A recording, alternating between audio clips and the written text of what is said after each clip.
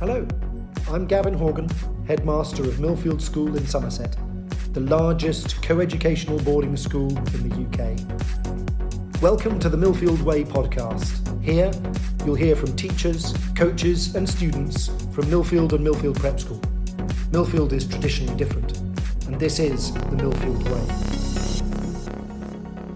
Hello and welcome to a special edition of the Millfield Way Podcast, where we are focusing on Year 7 and 8 at Millfield Prep School. My name is Matt Davidson, and I'm delighted to be joined by David Guthrie, the head of Year 8, and Adrienne McConnell, the head of Year 7. So, thank you both for joining us. How are you doing today? Oh, thank you for asking, Matt. I've had a really good last few days. Actually, I took the girls' IAPS with Miss Bodman to Haileybury School at the end of last week, and then I've come fresh off the EXIAPT into this week, and it's been a really nice start. So kind of buzzing, seeing the Christmas lights on around the school, and as we move on into Christmas, I think it's going to be a really good few weeks in the sort of Year 7 and 8 senior end of the school. Lovely. How are you doing, Adrienne? Yeah, thank you for asking, Matt. As busy as ever in our school, which is what pupils thrive on, and it's always enjoyable to be able to see all the different opportunities that they are involved in, whether it be academic, co-curricular, music, sport. So Lovely. So before we kind of get into the school and your roles, can I get an idea of your background kind of into teaching and any previous roles you had before Millfield Prep? So David, if you'd like to start, so kind of where did the love for teaching come from? Well, after having my first job as an ice cream salesman at Creeley Country Park, aged 16, I realised that a different vocation was probably needed for myself. My parents are both teachers. My brother, until recently, was a teacher working at the senior school. And I always thought I'd probably follow in the family footsteps.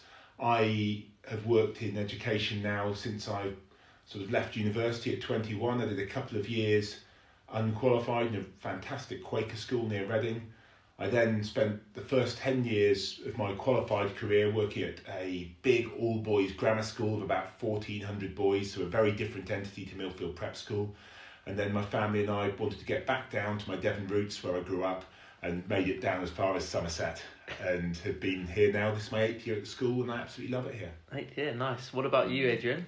yeah, well, teaching's always been part of my family life as well. Come from background family of teachers, and I went off to university and knew straight away that teaching was what I wanted to do, so I spent 4 years training, and from there taught in an all girls London day school, very highly academic school, for a few years, and after that got a real desire to go and travel, so taught abroad in an international school out in Kenya, which was also an IAPS prep school, also involving boarding, and so you had children there all the time. There were no EXIAP weekends. Everybody would stay on site all term, and after that decided to come back to the UK, and an opportunity came up to work at another local prep school in the southwest, where I was for many years as head of geography, and then moved to Millfield about 11 years ago. Wow, okay. So 11 years and then 8 years for you, David.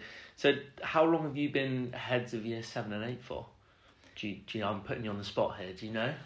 I'm now on my 4th round of it, so 8 years. 8 years, oh.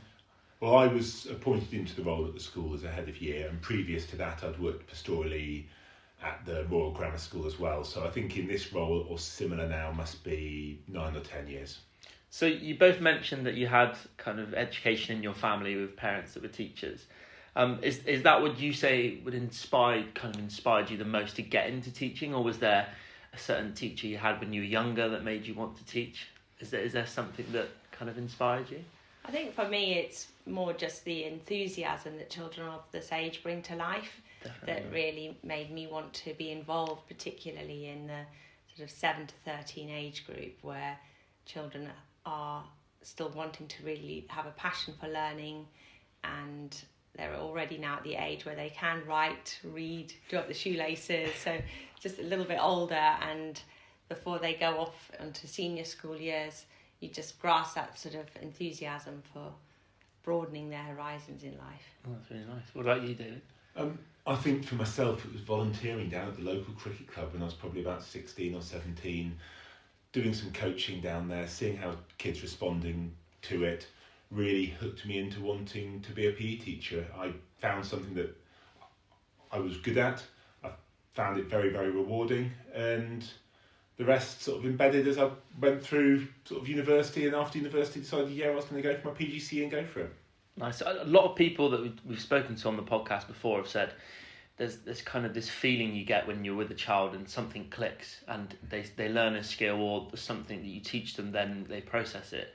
It's something that you can't get in any kind of other industry. Would you say that you felt that kind of in teaching, that kind of spark when a child gets something? Would you say, Adrienne?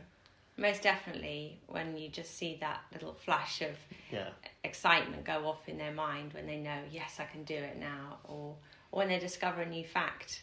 That, for example, today we were talking about Mount Snowdon in Wales, and the children not recognising those who'd been there before, that in fact it was an extinct volcano. So that sort of wow element when they walk out the door going, oh, I never knew that, is always really, I always have to be part of that. Yeah.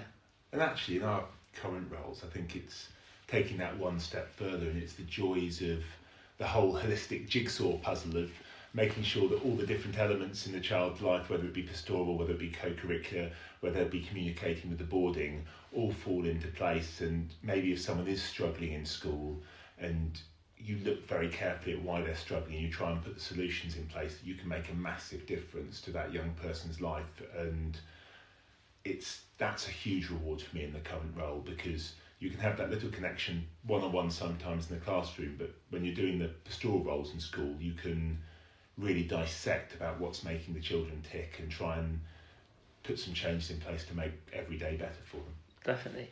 And so for people kind of on the outside that might not know, so you're head of year 7 and 8, but you alternate, don't you? So could you kind of briefly explain how that works, or the relationship and how that... Well, we feel that the majority of our children, half our year group, arrive at year 7. So that's our biggest intake into the school. And to then get to know those children along with their parents, and to have some follow through, it's much better to maintain that head of year role over the 2 years. Definitely, yeah. And to get a real bigger picture of the child and how they're developing and their progress, both socially, educationally, emotionally. And to that, if you only did that for 1 year and then just had to pass it on to the next person, there's a lot of underlying knowledge in that you wouldn't know. So it's just an easier way to progress through the school, whether it's one point of contact along with the group tutor as well, and then everybody knows exactly how each other ticks by the end of the 2 years. Definitely, yeah. Relationships are key with it, and it's not just ourselves, it's our fantastic tutor teams. And for a child having the same group tutor for their senior time at the prep school through all year 7 and 8 really does make sure there's plenty of continuity for their education. And it allows parents as well to have a point of contact and a trusted person they can communicate with. And it means that we all know the children as best we can to help them thrive here. Yeah, well, when I went to school, I kind of had a year 7, like my head of year, and that followed me through. So it does actually make sense that you kind of, if you join a school, you stick with that head of year. So then if you have any issues, you've maybe dealt with them before, and then you can go back and talk to them. And it's great for us as well, because we know Miss Newman, the head of juniors, very, very well, so we can transition our existing pupils up into year 7. And we also know Mr. Sorry Cookson at the senior school, the head of year 9, and it means that at both ends of our transition, whether it's into year 7 or out at the end of year 8, that we've got the connections to make sure the children take that next step in their journey as smoothly as possible. Now, no pressure, because I know some pupils do listen to this podcast, but have you got a favourite year group to be head of? I know very different for different reasons, year 7 or year 8. I don't think you can actually pick between the two, because it's a rolling programme. Each year has certain highlights within it, and perhaps obstacles that you have to work your way through, and endpoints, and it's actually designed as a 2-year sort of package, rather than separate. Yes, and whilst we have some children always join us in year 8, it's fantastic to get them into the school year 7 so they can make the most of the 2-year prep experience at the senior end of the prep. Whilst I'm not going to say a favourite year group, I will say the year 8 camp, where we've known many of the children for a 2-year period, seen them grow up, seen them develop, to take them away during their last week or 2 at the prep school to a fantastic adventure centre. This year we're going to Wales, and watch them be mature, responsible, and sort of thrive in that environment and be such bigger kind of characters maybe than when they join the school is always a real highlight for me. Definitely. And a lot of kind of our year 7, 8 pupils move on to the senior school, so join Millfield in year 9.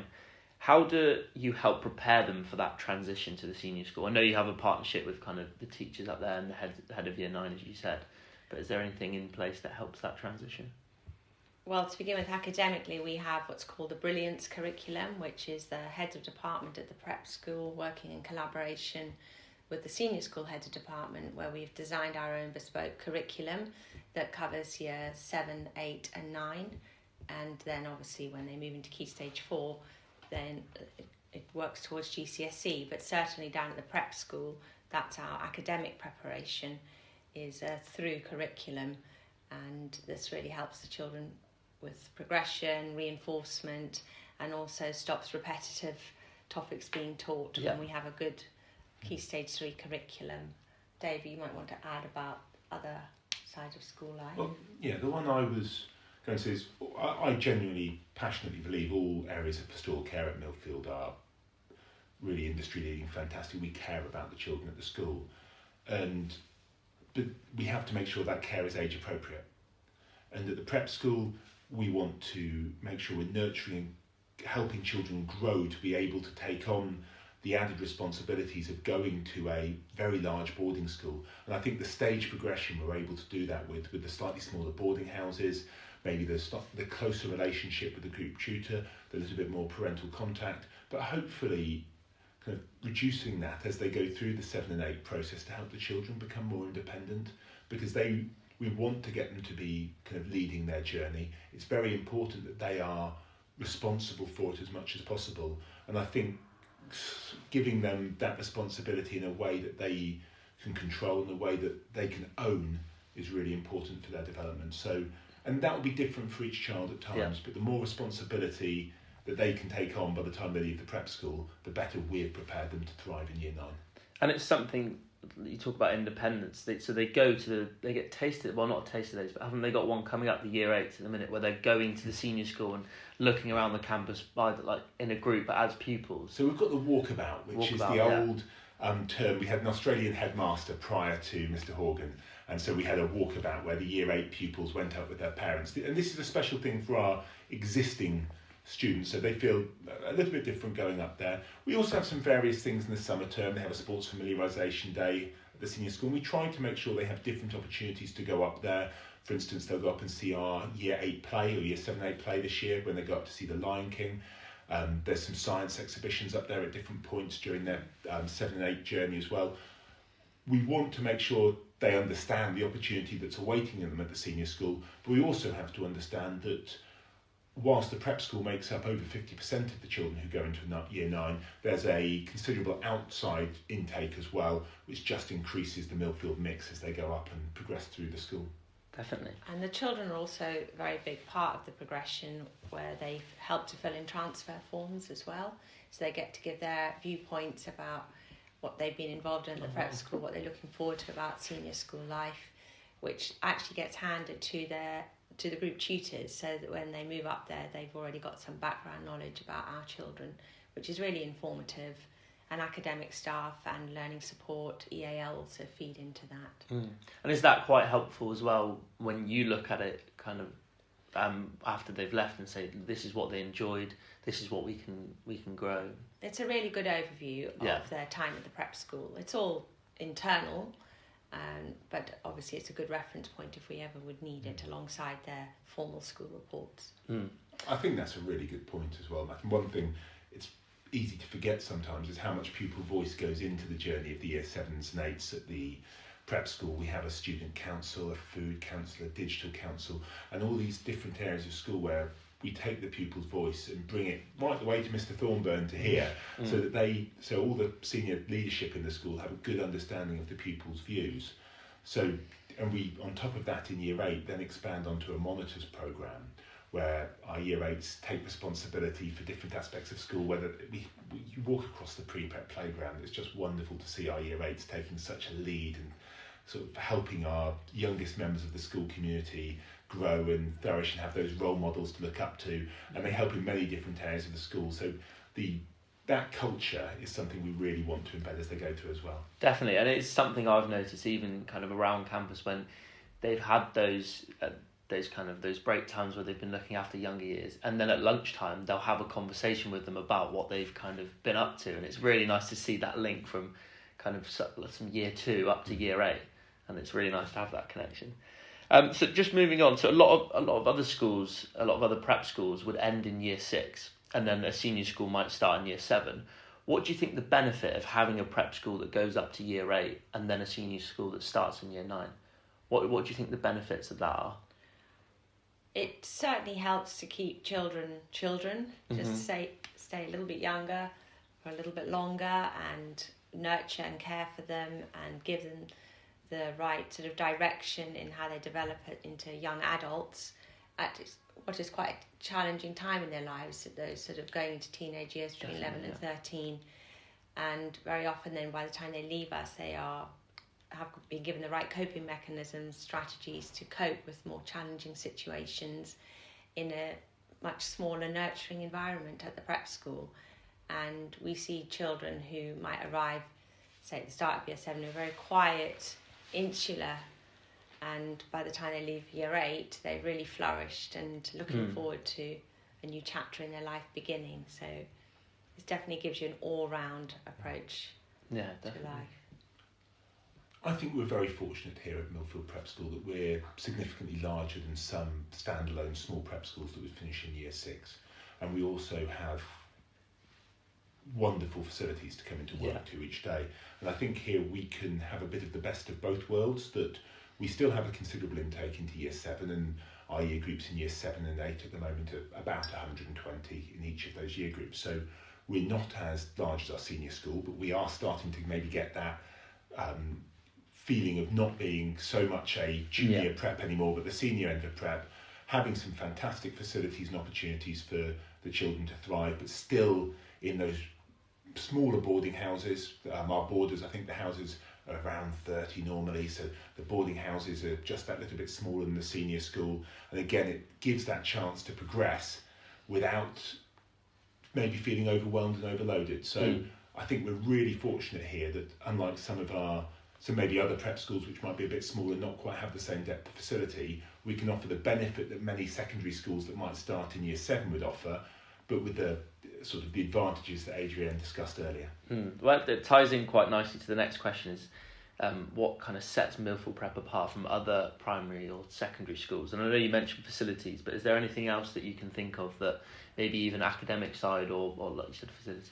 Well, I'll let Adrienne elaborate on the academic side in just a second, but I think one of the things that's exceptionally special for me, and people may or may not be aware that I've had my children come through the school as well, with my oldest currently in year 8, is the co-curricular programme of the school. Millfield's known for having kind of many different opportunities here, but until you actually come in and you see the offer of the co-curricular programme, it's hard to appreciate just how holistic it is, because there are clubs that run before school, at lunchtime, after school, and I think for a year 8, like my oldest son, it's about 100 different clubs he can choose from a term, and he can have a truly bespoke programme which his group tutor will have oversight of, and we can make amendments to these programmes at points of overload.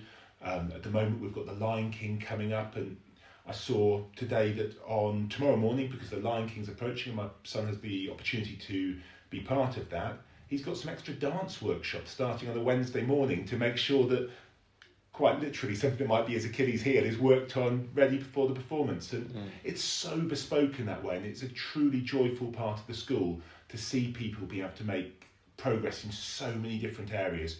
And I don't know of anywhere else that offers that to the same extent. Definitely. And from an academic point of view, for year 7 and 8, we have a lot of specialist teachers. So people who have already, got degrees in those subjects are teaching them. So their subject knowledge is very high, and they can share that with other members of the department and then filter down to the children. And we also have a huge variety of academic trips. Some of those are local, using the local environment, some a bit further afield, ranging from a history trip to Cardiff, a geography trip down to Lulworth Cove in the Jurassic coastline. We have a science trip to Slimbridge. So all of these help to broaden the children's understanding and help bring places to life. And as well as this subject specialist, we also then have the learning support and our EAL, English as an Additional Language, in the Personalised Curriculum Centre, which is a fantastic place where all children are given the opportunity to excel and make progress and be encouraged in their learning. And actually, if people listening to this haven't seen the revamp of that, please do look on the different social media channels or on our school website, because it is a brilliant space. And I think in addition to that, one thing we're developing at the moment at school is our sort of co-curricular days. We run an eco day, we run a performing arts day, we run some music specialism days as we go through the year, and it's fantastic to see all these different subject specialists come together to create a off timetable day where we explore something totally different for the children as well. And it was last week we ran the performing arts day, and it was absolutely brilliant to see the engagement. I personally, one of our English colleagues, Mrs. Seymour, wrote a Lion King script writing session, and I took some children for that, and they really engaged in doing something different. And that spark that you can sometimes bring out by doing something a bit different from the norm can be a really special thing about Millfield as well. And the buy-in you get from children, the buy-in you get from the staff is a real strength of the school. Definitely. And just a word to take from a previous answer as well about opportunity, because it's something that we talk about quite a lot, because like you said, if you're not aware of the school and what they offer, it does come as a surprise to a lot of people kind of how many opportunities there are. And is that something that you two kind of feel responsible to kind of let the children know that they need to kind of make the most of this, and it's all at their kind of we're always encouraging the children to try something new. I remember a couple of years ago I had a child who in her very last week of year 8 got to do pottery in Maltese, and just decided, I'm going to go and try pottery. Absolutely loved it, and was so excited that they'd done something that they'd never done before. So even on their final week they were doing something new, and that we're always encouraging them to do that. And the group tutors are brilliant at helping children with their club selections, making sure that they don't do too much, but also encouraging those who aren't opting in to do much to actually take hold of what's on offer at Millfield Prep. That's why you're here. So definitely. It seems a shame then to just go to academic lessons and not make the most of all the other things that are on offer. And yes, some of them do require some extra cost, like sailing, shooting, but the majority of them are all already included in the fees, so you might as well go for it and try something. Make the most of it. Yeah, well, definitely. My two sayings I use a lot: it doesn't matter what you try something, to try and make sure that people are taking full advantage of what's on offer. I also often, when I'm meeting parents, talk about the base of the pyramid, that we try and advocate children not specialising too early, whether that's in sport or whether that's in one aspect of our co-curricular or curriculum offer, that we want to give them a really broad range of experiences, because the more skills that they can build at the base of their pyramid, the higher they can build it over time. So I think that's a real strength of the school, that they can get a breadth of experience, whether that both academically and co-curricularly, which they can build up on as they progress through the school towards the sixth form and hopefully beyond. Okay, so we'll come back to opportunities in a little bit. I just wanted to talk about to kind of you two, because you work so closely together. Kind of what relationship do you have? Like, what complements the other person, and is there anything that you can you help each other out with on a daily basis? Well, I'm more of sort of the words, whereas Dave has got the more mathematical mind. So he'll ask me about spellings, and I'll ask him the mathematical questions, nice. Which actually works quite well. Yeah. I might help him with some wording of letters, emails, and likewise he'll help me with the sort of trying to work out who's going where on certain rotas.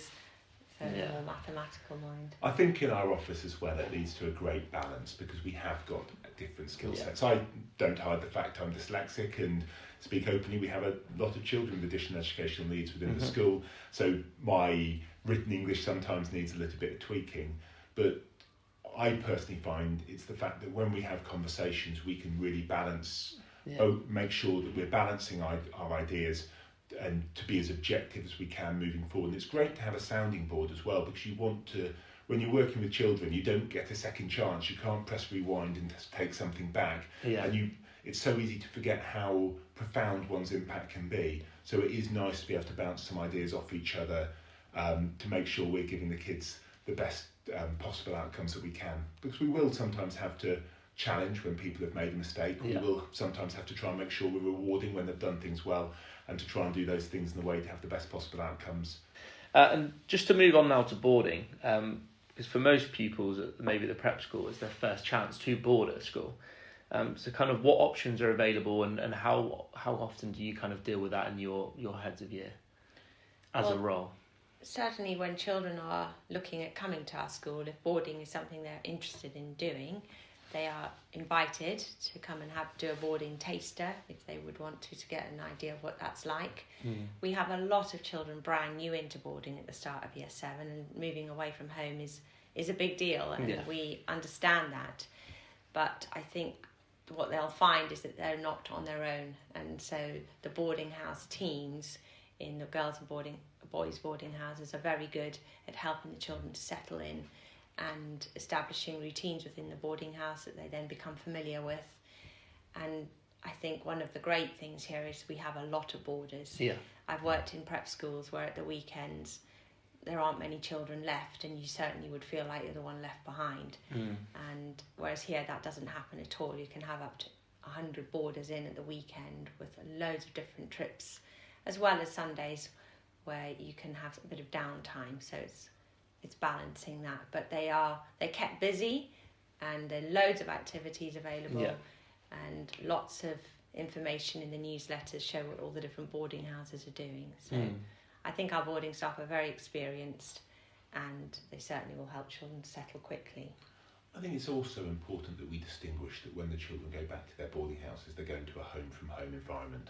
So what we wouldn't want is mistakes and things like that that maybe happen in school to be following them home into that evening. They have to have that chance to break away from the school environment and feel like when they're crossing the road to Champion or Chestnut, to feel like they're going home. So we'll communicate very closely with the boarding staff. We've got some exceptionally experienced and capable house parents who take such pride in getting things right for the children.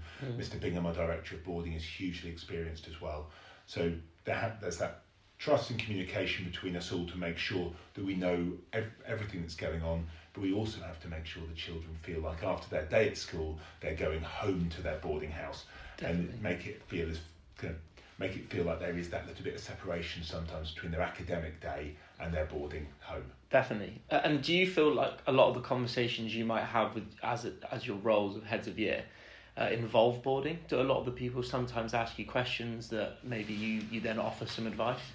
I think that we have so many colleagues in the school who are very, very professional and approachable, and it's again another strength of the school that it doesn't really matter who the child comes and talks to if they're finding something difficult. It's the fact they'll talk to someone. And we also have things like, we've got a brilliant system at the school called Tutu, where they can chat anonymously with Adrienne, myself, or Mr. Hilton, Mr. Close, the two deputy heads, to engage a dialogue if they're feeling it's difficult to open up about something that they're finding challenging. So that's where we are one school. It doesn't matter if it's boarding, it doesn't matter if it's day. We want children to feel they can talk to adults about their problem, and we encourage that. We reaffirm that in our assemblies. We reaffirm that when we're speaking with children and to their parents, actually, that we need them to be able to communicate if they've got challenges, and we need them to feel rewarded when they're doing things well as well. Definitely. And I quite like that about being kind of one school. I was doing some research earlier, so we have 31 nationalities at the prep school. Do you think that is a benefit to a lot of maybe the children that live locally, that they get to meet people from all over the world? For me, it's an absolute huge benefit. We call it the Millfield mix. And being exposed to so many different ideas, so many different cultures in this developing world, and the way we see the globalisation trends going, I think gives people an unprecedented head start, that walking just through the campus and seeing how different people react to different things, the mix of conversations and the culture of acceptance and appreciation within the school is something I have not seen emulated in other environments. And again, it's a real strength of the school. It's something that's quite unique to Millfield, and I absolutely love it. And you only have to go to one of our international dinners, which is again one of those things that is hosted annually as an appreciation of all the different cultures within the school, and seeing some of the different talents that we have in from different parts of the world, and the pride people have of their own national identity, and the want to sort of celebrate it within the Millfield community is one of my favourite events, actually. Definitely. And I know you mentioned earlier, Adrienne, that you worked kind of internationally before. So what is that kind of like to see people from all over the world kind of at school in Somerset? I think it's really exciting. It makes it a vibrant place. Children have an awareness of different cultures and traditions, which are also reflected within our assemblies that we do, whether they be whole school assemblies or year group assemblies. And certainly from my subject, which is geography, it brings the subject so much more to life when you've got children represented from all over the world, and we've got huge world maps up on the wall using their different languages, the different food they eat, talking about the flags, the currencies. So I just think it's the way forward. You know, global travel is a big thing. It's not going to go away, and the more we can build connections and kids generate friendships with children from other parts of the world, they go and visit them there on holiday. There's nothing better than that. There's something I love in the dining hall, that's the big kind of map that's on the wall, and often I see kind of children that are all from all over the world, and they point out to each other and say, oh, so this is where I'm from, and they go, oh, well, I'm from this side. And it is really nice to see, isn't it, that conversation of just completely different backgrounds. Definitely. But it is quite nice. And they look at they check the weather, where they live. We talk about the different time zones. On the clocks, on the clocks in the dining room. So it generates huge amounts of conversation and a real interest and passion in the world that they live in. And it's something that obviously when you go to the senior schools, so in year 9, there's even more nationality. So do you think that kind of acts as maybe kind of it's the first step into meeting people from all over the world? Then when you maybe grow older, you're then used to kind of talking to people from different religions, for example. I think to an extent that has to be the case, but I also think we've got to appreciate that a lot of these children are really quite young, and they just see it as the norm. That they don't know they're learning to do it. They just see it as seeing their friend playing hockey with them, which is how it should be. Yeah, exactly. And that's again one of the joys of it being in the prep school environment, and one of the joys of us being that little bit bigger maybe than some prep schools, that what we've created organically just seems to work so well. And also I think a real strength from our admissions team is we don't tend to have one dominant nationality, maybe one market that is then coming in where children maybe find it harder to learn English because they will talk to each other in their own native language for longer periods of time. We actually encourage the vast majority of the time people will speaking English. It accelerates the learning of English for those people who've come here to be a real focus of theirs. Our English additional language department is a superb hub for that to happening in our new curriculum centre that Adrienne mentioned earlier. And that's, again, I understand what you're saying with the stepping stone to the senior school, but I personally think it's a much more organic relationship where the children just come in and make friends. Yeah, and that's great. Yeah, it's a real joy. So a final few questions. So I know at Millfield we might have kind of pupils that excel in certain disciplines. So whether that's sporting, music, or maybe academics, what kind of support is there for these students that are so busy, that kind of to keep them balanced? I know you said about co-curricular and making sure that they're not overloaded in a certain sport or something like that. Millfield, without doubt, is a tiring school, and often people talk about long holidays. They are needed for people to recover. It is tiring, it is busy. There will be things going on before school, after school, and the academic day as well, having to take a priority and making sure that we're doing our study in the classroom as well as our prep outside of the classroom. And it's a balancing act. But it's about us communicating responsibly and honestly. And it's hopefully having that honest relationship with parents and children. We can make both short and long-term adaptations to programmes. If, for instance, someone's an elite swimmer and they're also in the school play and we know they're coming into 2 pinch points at once, it might be that we withdraw them from a PE lesson and let them have an academic catch-up. If they're missing a day of school because they've got an important music event or tournament or something that's taken them away from the academic environment, it's important that we lighten the programme somewhere else to help them catch up. With year 7 and 8, it's particularly important that the pupils are communicating with us, the children are communicating with us there as well, but it has to be a partnership between all of us. And we have that at the moment. I teach PE and I teach geography, and I've had children say to my PE lesson, is it possible I've done this, this and this? Is it possible I use that time to study, and we can facilitate an appropriate area for them to study in that time? Yeah. So those can be the short-term adaptations, but we're also, if someone is actually we deem doing too much activity and we don't think that's going to be in their long-term interest, it's important that we communicate that with parents and make a longer-term adaptation to ensure that they have a proper kind of holistically well-balanced programme that benefits all areas: academic, sport, music, drama. And again, it's important that all our colleagues who do these different areas are talking, and the group tutor will be the person who runs hub for those conversations to make sure that actually the child's voice is heard as well about what's best for them. It's a balancing act. Yeah. We try to get it as right as we can. It's not always perfect, but the outcomes that the children have are fantastic, and I think the vast majority of the time we get that balance fairly, quite true. And where we don't, we have to just make these little adaptations and changes. Yeah. I would just say though that every child is unique, Definitely, and you know as a parent what your child can cope with, and certainly when they join in year 7, we encourage them not to take on too much, rather build up than go all guns blazing and then crash because they're so exhausted. So it's a gradual sort of building up. And yes, some children are a lot busier than others, and some of them can cope with that more than others. So it's just getting the balance right for the individual. Definitely. And yeah, sometimes less is more. That it's very easy. I sometimes say it's a bit like children in a candy store picking from all these wonderful clubs, but actually you still need 2 or 3 lunchtimes or break times a week where you can just go and play on the AstroTurf, be a kid, play table tennis on one of the table tennis tables, or just go and sit and chat with your friends. That the social side of school is also really important for children's pastoral development. Yeah. And whilst we have this fantastic co-curricular mix, it's important that children still have the opportunity just to be children, to play with their friends. Absolutely. So the final question, I feel like I've learned a lot about year 7 and 8 just talking to you two.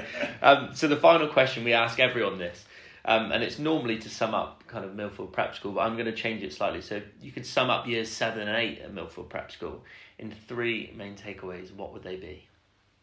Opportunity. Yeah, okay, nice. Why don't you do one each and then you can decide on a third together. So opportunity, David, what would your one be? Got me now. You've said balancing a lot, which I quite like. There is this balance of making sure everything works together. And I think that's an element of maturity and growth.